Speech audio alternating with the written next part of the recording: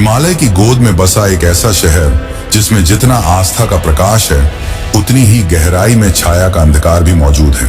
जहां मंदिरों की घंटियां बजती हैं, वहीं गुप्त कक्षों में प्राचीन तांत्रिक अनुष्ठान भी होते हैं। और इस संपूर्ण रहस्यमय संसार का केंद्र पशुपतिनाथ। कहा जाता है कि भारत में काशी और कामाख्या जितने शक्तिशाली तांत्रिक पीठ हैं, उतनी ही शक्ति नेपाल के काठमांडू में छिपी है।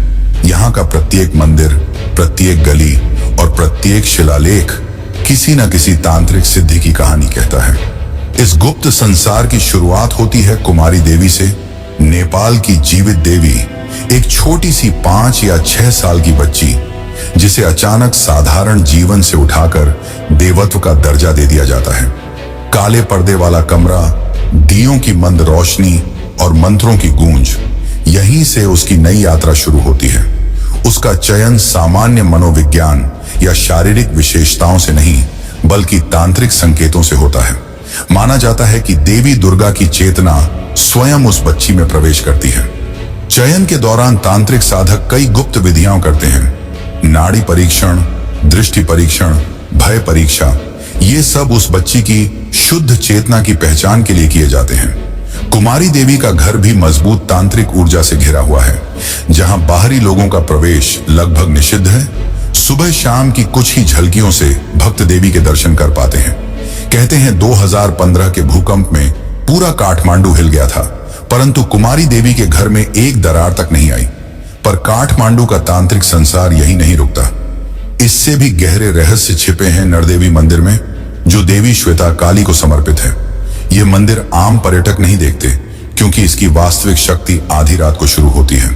स्थानीय कथाओं में वर्णन मिलता है कि एक बार पटना के राजा ने शिकार के दौरान जंगल में शरण लेने के लिए एक पेड़ के भीतर छिपी गुफा का सहारा लिया। वहां उन्हें एक अत्यंत तेजस्वी स्त्री दिव्य रूप श्वेता काली का साक्षात्कार हुआ। उन्होंने राजा से कहा, भय मत करो, मैं तुम्हारी रक्षा करने आई हूं। और वह वहीं विलीन हो गई। कहा जाता है कि उसी राजा ने बाद में उसी जमीन पर नरदेवी मंदिर की स्थापना की, जो आज तांत्रिक साधना का केंद्रीय स्थल माना जाता है। तांत्रिक ग्रंथों के अनुसार काठमांडू में कई ऐसे स्थान हैं जहां आज भी बलिदान की पुरानी परंपराएं जीवित हैं। सबसे प्रसिद्ध है कीर्तिमुख भैरव का मंदिर। यहां वर्ष में एक बार विशेष पूर्णिमा की रात 5 प्रकार की बलियां दी जाती हैं, जिसे पंच बलि कहा जाता है। यह मान्यता है कि कीर्तिमुख भैरव ब्रह्मांड की काल चक्र ऊर्जा का स्वामी है, जो जन्म, मृत्यु और पुनर्जन्म के नियमों को नियंत्रित करता है। बलिदान देने वाले लोग भय, मोह और बंधन त्याग कर मृत्यु को मात देने की कामना करते हैं। यही कारण है कि काठमांडू को तंत्र का हिमालयी त्रिकोण कहा जाता है। कामाख्या, काशी और काठमांडू मिलकर एक त्रिकोण बनाते हैं, और प्रत्येक स्थान की शक्ति दूसरी 2 जगहों को प्रभावित करती है। और इस पूरे शक्ति वलय का सबसे महत्वपूर्ण केंद्र है पशुपतिनाथ, क्योंकि तांत्रिक मान्यता कहती है जहां मृत्यु का वास हो, वहीं मुक्ति का द्वार खुलता है। और पशुपतिनाथ में मृत्यु और जीवन दोनों एक ही प्रांगण में उपस्थित हैं। एक ओर 100 से अधिक शिवलिंग, दूसरी ओर खुला श्मशान। इसलिए कहा जाता है कि पशुपतिनाथ केवल शिव का मंदिर नहीं, बल्कि दुनिया के सबसे शक्तिशाली तांत्रिक नोड्स में से एक है, जिस कारण पशुपतिनाथ के दर्शन करना और भी पवित्र हो जाता है। तो चलिए अब हम आपको ले चलते हैं पशुपतिनाथ की यात्रा पर। लेकिन उससे पहले, अगर आपको वीडियो अच्छी लग रही है तो इसे अपने मित्रों और रिश्तेदारों को भी जरूर शेयर करें। पशुपतिनाथ की आध्यात्मिक यात्रा जितनी दिव्य है, उतनी ही जमीनी चुनौतियों से भरी भी। नेपाल हिमालय की गोद में बसा देश, जहां पहुंचना आसान भी है और कभी कभी जटिल भी। और इस मंदिर तक पहुंचने की यात्रा सिर्फ बसों और उड़ानों की नहीं, बल्कि भीड़, सीमाओं और व्यवस्था के बीच से गुजरने की कहानी भी है। सबसे पहले बात करते हैं भारत से नेपाल पहुंचने की औपचारिकताओं की। भारत और नेपाल के बीच वीजा नहीं लगता, पर पहचान पत्र आवश्यक है। आधार कार्ड, वोटर आईडी या पासपोर्ट, इनमें से कोई एक होना जरूरी है, खासकर अगर आप सड़क मार्ग से नेपाल जा रहे हो। सीमा पर सुनौली, रक्सौल या सिलीगुड़ी जैसे प्रमुख बॉर्डर पॉइंट्स पर भारतीय यात्रियों को एंट्री रजिस्टर में नाम, दस्तावेज और वाहनों की जानकारी दर्ज करनी पड़ती है। भीड़ भरे दिनों, विशेषकर शिवरात्रि और तीज के आसपास इन चेक पॉइंट्स पर लंबी कतारें लग जाती हैं।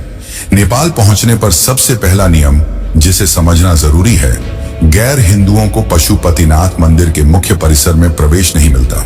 यहाँ के नियम बहुत कठोर हैं और पुजारी इस पर सख्ती से अमल करते हैं। इसीलिए परिवार में कोई ऐसा सदस्य हो जो हिंदू ना हो, उसे मुख्य द्वार से पहले ही रोक दिया जाता है। इसके अलावा बागमती नदी का क्षेत्र त्योहारों और खास दिनों में इतना भीड़ भाड़ वाला हो जाता है कि स्थानीय पुलिस को भीड़ नियंत्रित करने में समय लगता है। सीढ़ियां खड़ी हैं, रास्ते संकरे हैं और भीड़ इतनी सघन कि चलने का स्थान भी कम पड़ जाता है। यही कारण है कि वरिष्ठ नागरिकों के लिए यह यात्रा थोड़ी कठिन हो जाती है। कई बार उन्हें भीड़ के बीच सांस लेने में परेशानी होती है और कभी कभी सीढ़ियां चढ़ने में भी दिक्कत आती है। इसलिए बुजुर्गों के लिए सबसे अच्छा समय है सुबह का समय, जब मंदिर खुलता ही है और भीड़ कम होती है। अब आते हैं सबसे जरूरी सवाल पर, पशुपतिनाथ मंदिर पहुंचा कैसे जाए? सबसे आसान तरीका है हवाई रास्ता। काठमांडू का त्रिभुवन अंतरराष्ट्रीय हवाई अड्डा मंदिर से सिर्फ 5 किलोमीटर दूर है। हवाई अड्डे से टैक्सी या राइड शेयरिंग से 10 से 15 मिनट में सीधे मंदिर परिसर तक पहुंचा जा सकता है। यही कारण है कि कई भारतीय यात्री हवाई मार्ग को सबसे सुविधाजनक मानते हैं। लेकिन अगर आप सड़क से जाना चाहते हैं तो बॉर्डर क्रॉस करना पड़ेगा। भारत से सड़क मार्ग पर 3 सबसे लोकप्रिय बॉर्डर हैं। पहला सुनौली, दूसरा बन्नू, तीसरा अमृतसर।